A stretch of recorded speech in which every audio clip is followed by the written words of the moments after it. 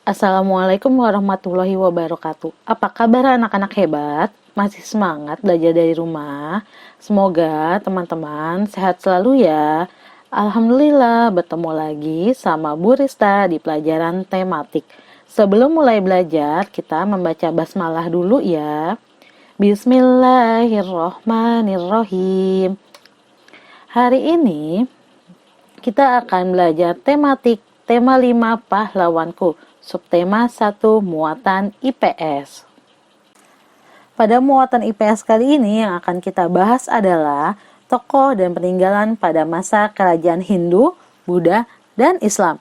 Indonesia memiliki banyak pahlawan, diantaranya merupakan raja-raja terkenal pada masa kerajaan Hindu, Buddha, dan Islam. Mereka berjuang dan berkorban untuk membela kepentingan rakyat. Setiap tokoh pahlawan pada zaman kerajaan mempunyai ciri khas masing-masing dalam berjuang. Namun, mereka mempunyai cita-cita yang sama, yaitu menciptakan perdamaian, memperjuangkan kesejahteraan, dan pemersatu bangsa. Tokoh pertama yang akan kita bahas adalah Raja Mula Warman, yang berasal dari Kerajaan Kutai di Kalimantan Timur. Pada masa kepemimpinannya, Kerajaan Kutai mengalami masa gemilang. Raja Mula Warman merupakan seorang raja pemeluk agama Hindu yang baik budi. Pada masa pemerintahannya, rakyat hidup sejahtera dan makmur. Beliau juga menyedekahkan 20.000 ekor sapi kepada kaum Brahmana saat upacara keagamaan.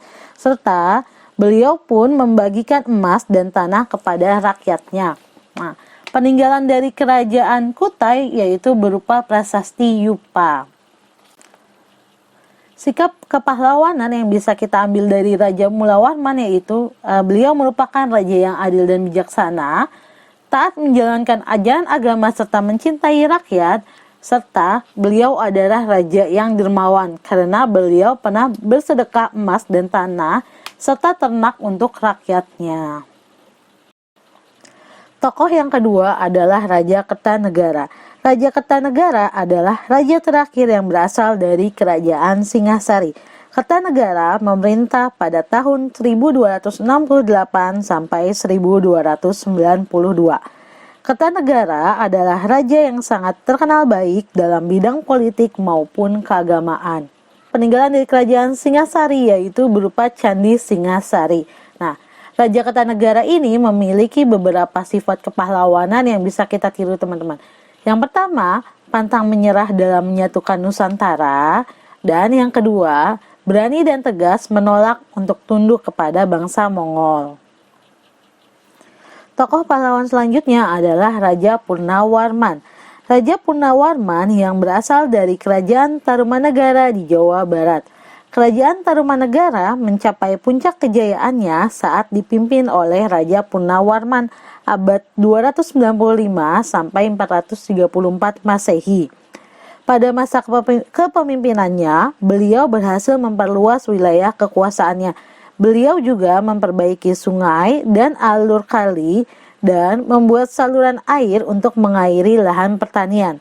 Pembangunan sungai ini menjadi penting bagi sarana perekonomian yang membantu memajukan perdagangan dan pertanian Kerajaan Tarumanegara.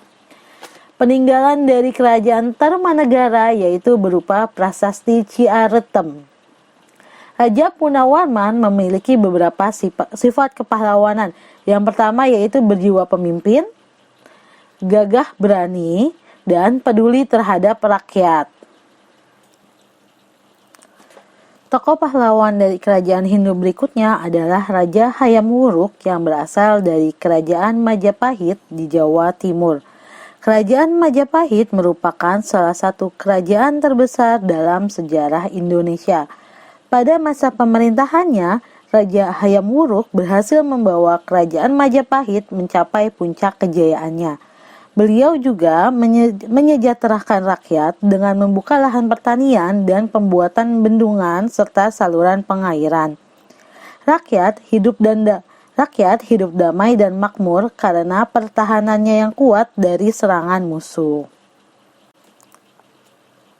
Raja Hayam Wuruk mempunyai sifat kepahlawanan, peduli terhadap rakyat, dan gagah berani. Selain Raja Hayam Wuruk dari kerajaan Majapahit juga terdapat Mahapati Gajah Mada. Mahapati Gajah Mada adalah seorang Mahapati yang gagah berani menaklukkan wilayah lain untuk mempersatukan Nusantara. Beliau juga menjaga keamanan kerajaan Majapahit dari serangan musuh. Mahapati Gajah Mada pun bersumpah akan mempersatukan Nusantara yang dikenal dengan Sumpah Palapa. Sifat kepahlawanan yang dapat kita ambil dari Mahapati Gajah Mada yaitu yang pertama rela berkorban, gagah dan berani, serta bersikap kesatriaan. Kalau tadi kita sudah membahas tentang tokoh-tokoh dari kerajaan Hindu, nah sekarang kita akan bahas tokoh dari kerajaan Buddha. Ada Raja Balaputradewa dari kerajaan Sriwijaya di Sumatera Selatan. Raja Balaputradewa berhasil membawa kerajaan Sriwijaya mencapai puncak kejayaannya.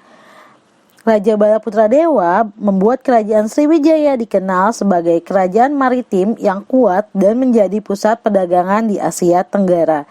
Beliau juga membuat kerajaan Sriwijaya dikenal sebagai pusat pendidikan dan penyebaran agama Buddha.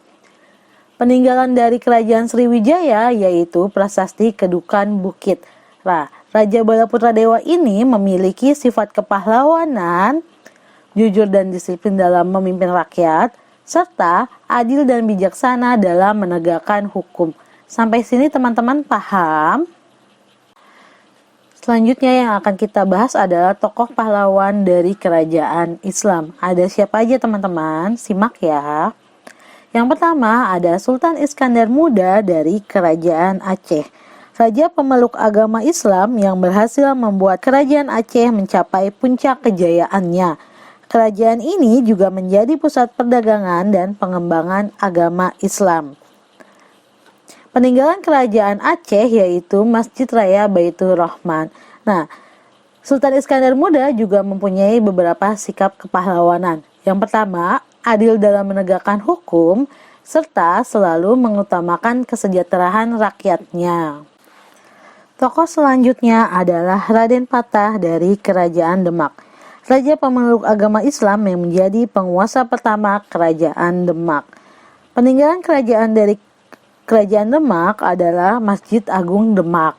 Nah, Raden Patah ini memiliki sifat kepahlawanan, menghormati kebebasan beragama, dan berani melawan para penjajah. Sampai sini paham teman-teman? Oke teman-teman, tadi kita sudah membahas tentang tokoh-tokoh pahlawan dari kerajaan Hindu, Buddha, dan Islam. Nah, sekarang Bu Ista punya tugas untuk teman-teman. Tugasnya, silakan teman-teman membaca buku Bu Pena 4B, halaman 73, 86, dan 87 ya. Terima kasih anak-anak hebat sudah mengikuti pembelajaran hari ini dengan baik. Oke, kita tutup pelajaran tematik dengan membaca hamdalah ya. Alhamdulillahirabbil alamin. See you teman-teman. Wassalamualaikum warahmatullahi wabarakatuh.